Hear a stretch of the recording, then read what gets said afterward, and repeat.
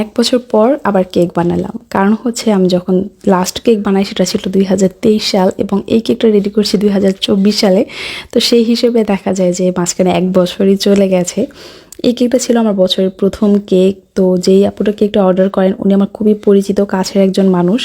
তো ওই আপুর অর্ডারটা আসলে ওইভাবে আমি না করতে পারিনি। কয়েকদিন আগে আমার কাছে যখন কেকের জন্য নক করেছিল আমি তখন দিতে পারিনি, এবং এইবার যখন আমি বাসায় ছিলাম তো ওনার কেকটা দরকার ছিল। যখন আমাকে নক করে আমি বলেছিলাম করে দিব, তো সেভাবেই এটা আমি করে দিয়েছিলাম। আর এটার কালার কম্বিনেশন শুধু আমাকে বলে দিয়েছিল যে হালকা বেবি পিঙ্ক আর পার্পলের মধ্যে কিছু একটা করে দিতে। তো আমি সেভাবেই কেকটা করেছি। অনেক সময় দেখা যায় আমরা রেগুলার যারা কেকের কাজ করি বা যে কোনো কাজই করি সবসময় কিন্তু 100% পারফেক্ট হবে, সবসময় সুন্দর হবে এমন না। আবার এমন না যে কাস্টমারের প্রতিটা কেক আমি নষ্ট করে দিব, এটাও না।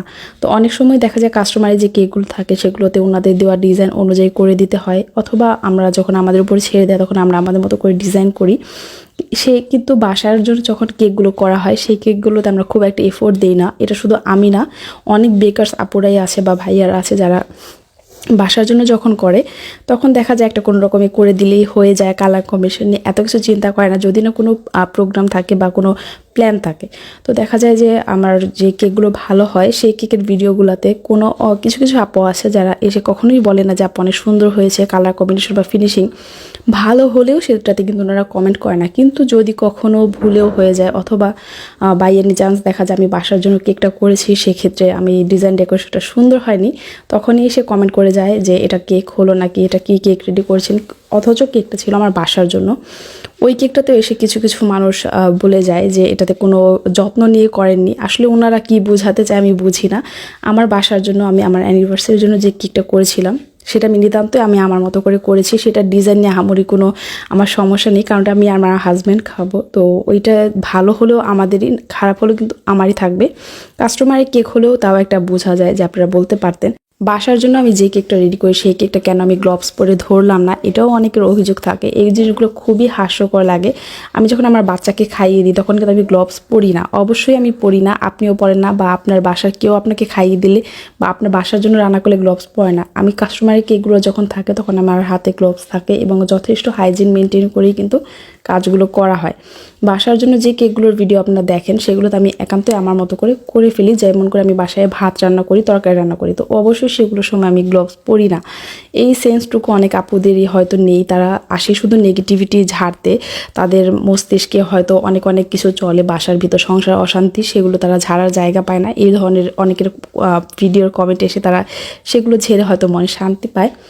আগের জিনিসগুলো একটু মনে লাগতো, এখন আমি খুব সুন্দর করে ইগনোর করা শিখে গেছি, যেটা আমার জন্য ভালো।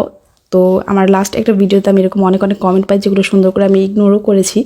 তাদের উদ্দেশ্যে শুধু এটুকু বলবো যে যখনই যার পোস্ট একটা কমেন্ট করেন আগে জিনিসটা দেখেন, বুঝেন, তারপর আমি বলবো। অবশ্যই খারাপ থাকলে সেটাকে খারাপ সবাই বলবে, আমার কোনো জিনিস খারাপ লাগলে আমিও সেটা বলি, আমাকে বলতে।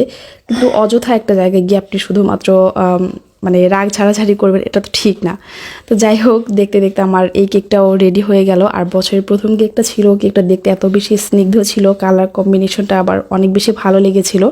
প্রথমেই যখন আপু বলেছিল যে এই কালার কম্বিনেশন, তখন ভেবেই নিয়েছিলাম যে কেকটা এই ডিজাইনে করব, এবং করার পর আমার কাছে অনেক ভালো লেগেছে। যে আপু এটা অর্ডার করেছিল আলহামদুলিল্লাহ উনিও অনেক বেশি পছন্দ করেছে। আপনাদের কাছে এটা কেমন লেগেছে সেটা অবশ্যই কিন্তু কমেন্ট করে জানাবেন। আর রিসেন্টলি আমি বলেছিলাম যে আমার হাজব্যান্ড যেহেতু দেশের বাইরে থেকে এসেছে আমি কয়েকদিন অর্ডার নিব না, তো এই কারণে রেগুলার অর্ডার আমি এখন দিচ্ছি না। মাঝে মাঝে যখন আমার সময় সুযোগ হয় আমি তখনই শুধুমাত্র কেকের কিছু অর্ডার নিই এবং সেগুলো ডেলিভারি করি, আর সেগুলোর ভিডিও আপনাদের সাথে শেয়ার করি। কেউ যদি অর্ডার করতে চান আপনাদের ডেটটা বা লোকেশনটা আমাকে জানিয়ে যদি কমেন্ট করেন বা ইনবক্স করেন তাহলে কিন্তু আমি বলে দিতে পারবো যে আমি দিতে পারবো কি পারবো না। তো আজকের মতো এ পর্যন্তই, সবাই অনেক বেশি ভালো থাকবেন।